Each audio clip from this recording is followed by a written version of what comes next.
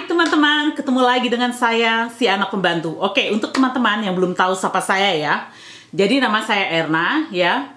Saya adalah anak pembantu. Ibu saya sudah jadi pembantu sejak umur beliau 9 tahun. Makanya kenapa saya kasih channel ini anak pembantu? Ya karena memang saya anak pembantu dan kebetulan saya terdampar di Amerika. Makanya saya sebut channel saya anak pembantu di Amerika. Oke. Jadi topik hari ini saya mau berbicara masalah saham ya teman-teman. Anggap aja ini ya, kita ini forum emak-emak yang pengen cari penghasilan ya. Selain hanya duduk di rumah atau mungkin bekerja tapi pengen dapat penghasilan tambahan gitu. Oke, jadi saya dapat DM ya dari teman saya, teman sekolah waktu di SMA. Dia bilang, "Erna, teman saya main saham rugi 1M." 1M, oke? Saya bilang, what the hell, oke?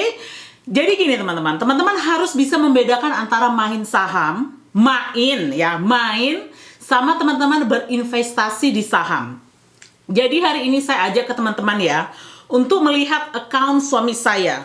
Jadi saya akan bedakan antara account saya dan account suami saya. Kalau saya sudah bilang sebelumnya, kalau saya mayoritas itu memang untuk jangka panjang investasinya sama swing trade. Sedangkan suami saya akunnya betul-betul 100% yang jangka panjang. Nanti saya akan lihatkan teman-teman transaksinya seperti apa ya, udah untungnya berapa. Jadi itu lebih clear daripada teman-teman mendengar cerita katanya. Oke. Jadi teman-teman yang dibilang main saham itu ya, kebanyakan adalah orang-orang yang day traders ya. Jadi mereka jual beli saham setiap hari, ada yang bidding ya. Kalau dibilang itu mungkin taruhan. Jadi dia bisa taruhan, oke, harga saham akan turun atau harga saham akan naik. Kalau mereka menang ya mereka dapat duit, kalau mereka kalah ya mereka harus bayar. Sedangkan saya itu investasinya saya benar-benar membeli saham perusahaan yang saya simpen, yang saya pendem ya, sampai saya pikir sudah waktunya saya mau jual ya. Kadang-kadang itu hati sakit ya, dalam arti, nggak mau jual saham karena udah terlalu cinta sama perusahaannya. Terkadang seperti itu. Jadi teman-teman pertama harus bisa membedakan antara main saham sama berinvestasi di saham. Itu adalah dua hal yang berbeda.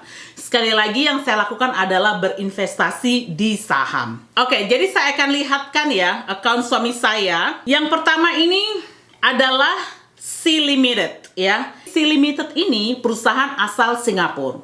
Mungkin teman-teman nggak tahu ya, Sea Limited itu adalah pemegang terbesarnya dari Shopee. Teman-teman tahu Shopee kan? Belanja-belanja pasti tahu.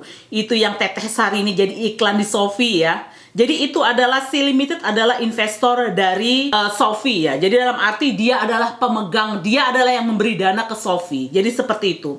Oke, yang paling dasar ya kalau saya mau beli saham itu saya akan lihat pergerakan sahamnya. Dalam arti teman-teman lihat grafnya ya. Dalam waktu setahun itu seperti apa? Apakah mulus ya? Ataukah jampi-jampi? Makin turun-turun sampai kejebur di got ya. Jadi nanti saya akan lihatkan. Teman-teman lihat ini ya, Sea Limited is beautiful ya. Dalam setahun uang Anda sudah bisa, kalau Anda beli ya, dalam setahun itu uang Anda udah hampir 5 kali lipat kalau disimpan di situ. Teman-teman bisa lihat ya, saya melakukan transaksi cuma sekali, oke? Itu teman-teman lihat ya, suami saya beli, tidak ada transaksi jual. 10 itu saham, ya 10 juga di situ. Jadi seperti itu. Teman-teman bisa lihat ya, saya belinya itu $114 per saham. Sekarang teman-teman bisa lihat saya sudah untung hampir 150% ya. Teman-teman bisa lihat sendiri.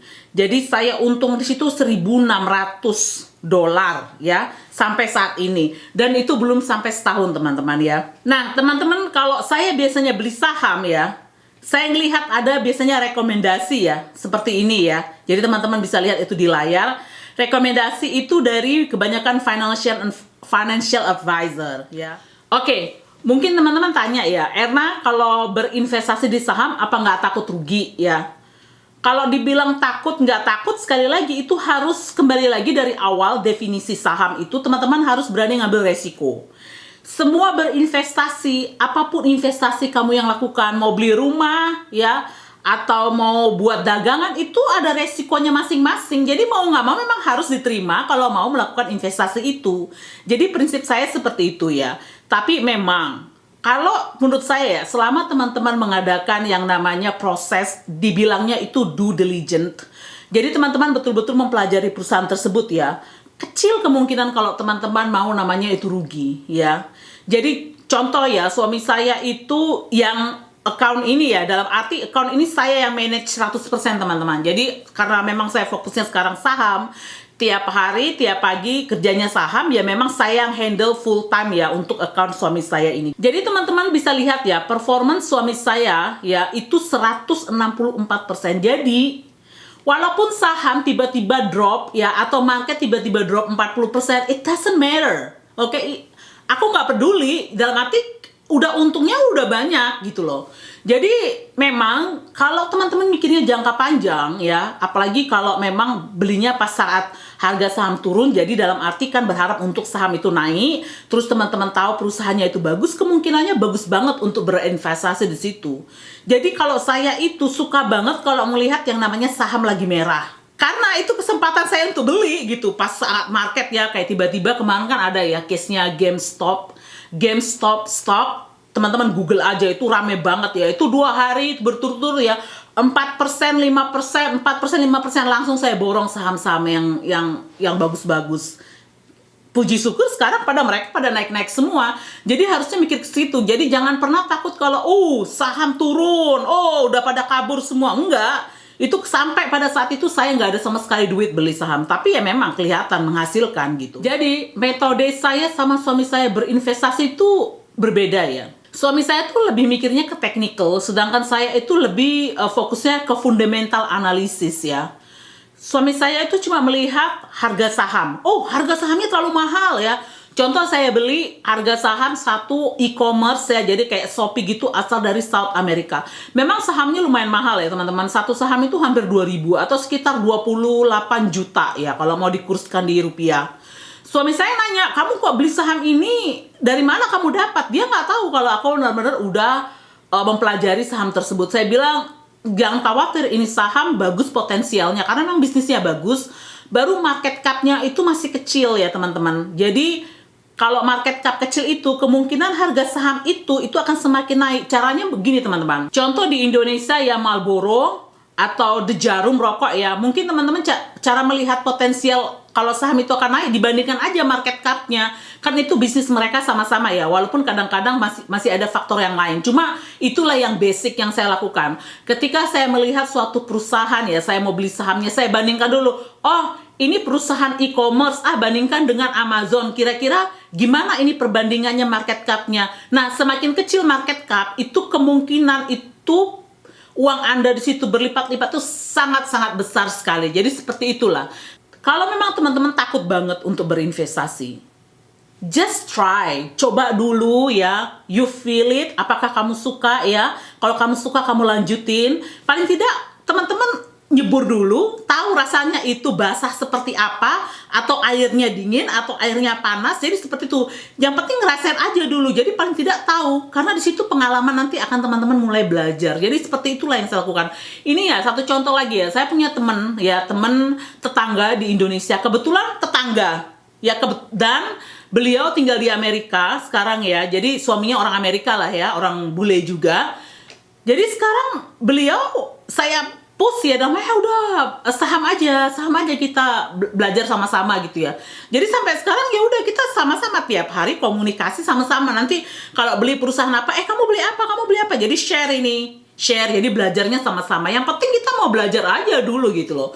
Soal itu gagal apa enggak ya nanti itu belakangan. Yang penting ada kemauan untuk belajar. Itu sih poin yang mau saya share ke teman-teman. Paling pertama kalau saya membeli saham, saya akan lihat yang saham-saham jangka panjang. Saya akan lihat gimana grafnya. Grafnya smooth apa enggak ya. Kalau smooth, langsung naiknya enak sekali tanjakannya, seperti tanjakan Gunung Menangis kalau di kota saya bilangnya ya. Itu pasti saya suka gitu loh. Beda halnya sama ini. Ada saham satu ini namanya Nikola ya. Teman-teman bisa lihat di screen. Coba teman-teman itu lihat grafnya ya. Setelah dijual ya, merger ini perusahaan sama dia bilang di sini ada namanya SPAC merger ya. Nggak usah dijelasin, nanti makin panjang ini video. Harganya langsung jump. ping ya. Setelah itu melorot, teman-teman bisa lihat, melorot sampai ke bawah. Ini gara-gara ini ya, gara-gara perusahaan ini suami saya nggak mau berinvestasi di Tesla. Alasannya katanya mobil ini adalah the next Tesla. Saya akhirnya apa? It's garbage, it's sampah ya teman-teman ini perusahaannya. Dalam arti satu paling penting pemimpinnya, aduh bikin pusing kepala ya teman-teman kalau lihat pemimpinnya. Sampai pemimpinnya itu keluar loh teman-teman. Dipaksa keluar, bukan dipaksa ya, dia nggak tahu ya, mungkin dipaksa ya sama manajemen. Karena tidak ada background yang kuat ya, baru itu dia kayaknya nggak ada background yang kuat untuk menjadi seorang atasan ya. Itu penting. Satu lagi, leadership atau siapa pemimpin perusahaan itu paling penting sekali.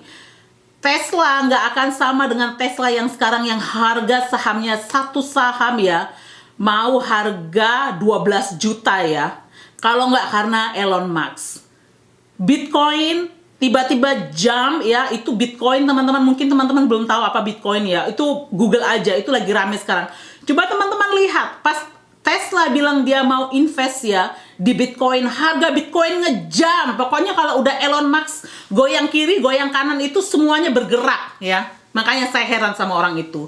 Orang-orang betul-betul suka banget dengan leadership dia. Jadi itu yang kalau mau dicari.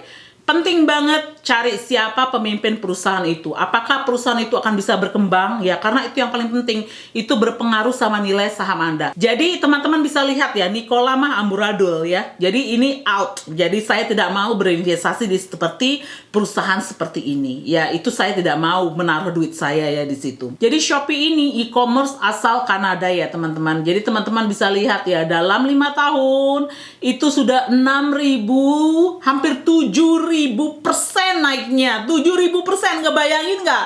Kalau lu beli saham pada waktu itu 5 tahun yang lalu $20 harganya, sekarang udah naik 1.400, hampir 1.500 per saham. Buset deh ya.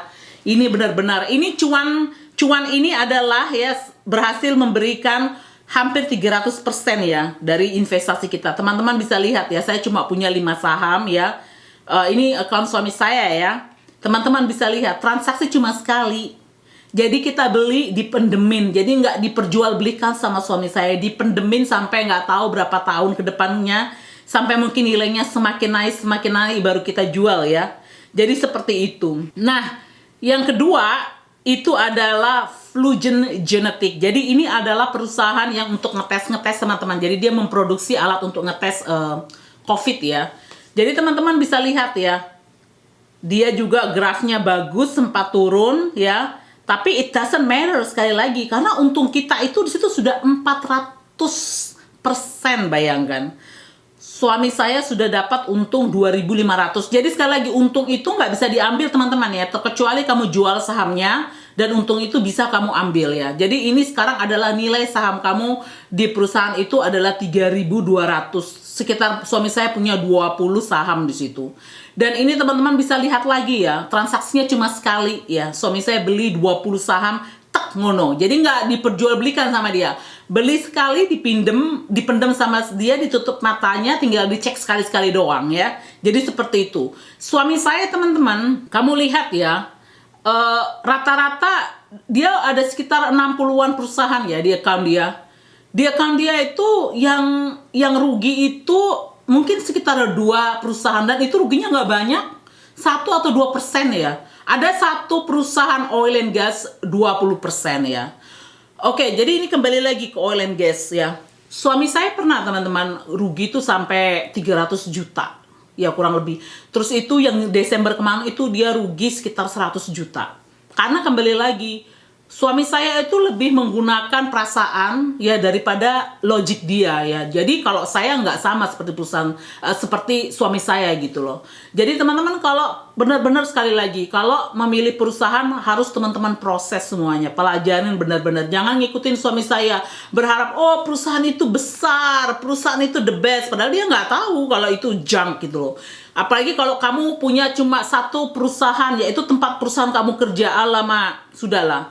Kalau bisa sedikit saja di situ, kalau berusaha ngelihat, terkecuali ya perusahaan kamu itu seperti blue chip company, kecuali ya kamu kerja di Apple, kamu kerja di Tesla. Terus biasanya kan kamu dikasih ini kadang-kadang ya, Perusahaan nggak mau ngasih kamu bonus duit cash, dia ngasih kamu bonus saham ya. Nah itu beda. Tapi kalau cuma perusahaan odol-odol ya, terus kamu lihat dari grafnya harga sahamnya itu udah makin turun ya, tanpa kejelasan gitu ya, itu udah lebih baik kamu jual dan lari. Jangan susah ya berharap untuk kadang-kadang itu saham tiba-tiba langsung mau melejit. Itu benar-benar harus ada perubahan di top manajemen. Terkecuali ya kamu bekerja di perusahaan itu ya, kamu top manajemen, kamu udah tahu ada apa lagi nih yang mau dilakukan perusahaan kamu. Apakah dia mau research atau mengadakan penemuan baru, ya itu yang biasanya buat saham naik itu seperti itu. Kalau cuma yang flat, tiba-tiba revenue kamu turun ya, atau penghasilan kamu turun, apalagi corona gini, udahlah pasti turun, susah untuk naik ya. Terkecuali kamu perusahaan ini mau menciptakan sesuatu yang baru dan bisa berpotensial akan menghasilkan, dan itu akan bisa saham naik. Jadi seperti itu ya teman-teman. Oke, saya mau tunjukkan ya ke teman-teman, saya baru beli beberapa saham. Memang saham itu saya normal lakukan itu setiap bulan ya. Jadi ada uang lebih, kami memang rutin ya berinvestasi di saham ini, dalam arti pokoknya kalau ada uang lebih kita investasikan di saham. Dan memang tidak mau mempunyai duit banyak cash di tabungan ya. Jadi kita sama suami lah ya. Pokoknya asal ada duit lebih kita mau investasikan di saham. Teman-teman lihat ya perbedaan ketika aku benar-benar, dalam arti kan memang aku yang meriset perusahaan ya. Ketika saya tahu, saya pelajari perusahaannya, saya benar-benar mendengar banyak financial advisor memberikan masukan-masukan ya, dan saya catat ini perusahaannya apa, terus saya research, saya pelajarin, itu benar-benar potensial kamu dapat cuan itu besar di sini. Ini saya akan kasih contoh sama teman-teman. Saya baru kemarin beli saham ya, itu tanggal 4 ya, teman-teman bisa lihat di sini 10 ya, jadi sekitar $464 ya. Teman-teman bisa lihat, sekarang saya sudah untung 64%.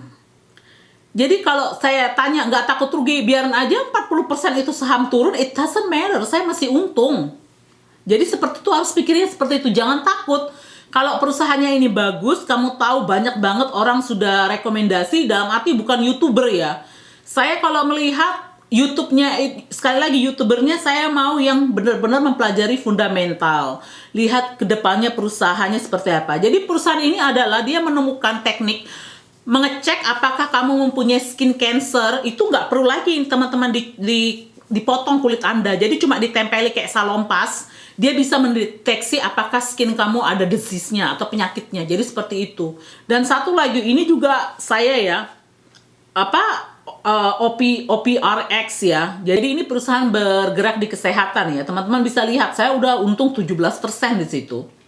Dan saya juga baru beli baru minggu kemarin. Jadi seperti itu. Jadi itulah teman-teman intinya ya.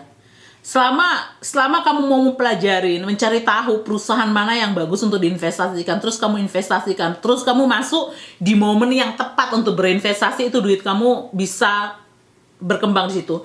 Itulah makanya tiap hari yang kulakukan adalah memang saya belajar gitu. Jadi sekali lagi YouTuber itu bukan pekerjaan saya. Jadi yang ku swing trade, jadi seperti itu.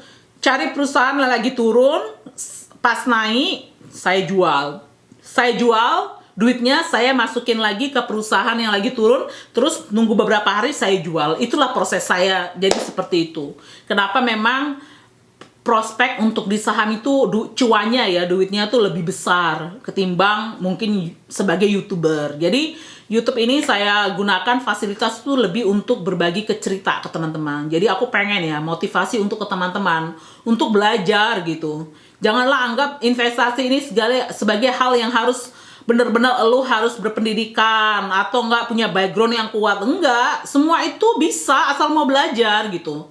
Jadi ya seperti itu. Jadi memang inilah pekerjaan saya sehari-hari. Jadi ya kalau mau nyari duit sehari $100 ya, atau 1.400.000 itu mudah kalau dengan saham ya. Jadi nggak ribet. Yang penting tahu momennya, perusahaan mana yang lagi turun, kamu baca berita, kamu dengar berita, kamu jual, nunggu sebentar kamu bisa jual gitu. Oke, semoga vlog ini bisa membagi informasi yang bisa bermanfaat lah, itu harapan saya. Sampai ketemu di vlog-vlog berikutnya teman-teman. Goodbye.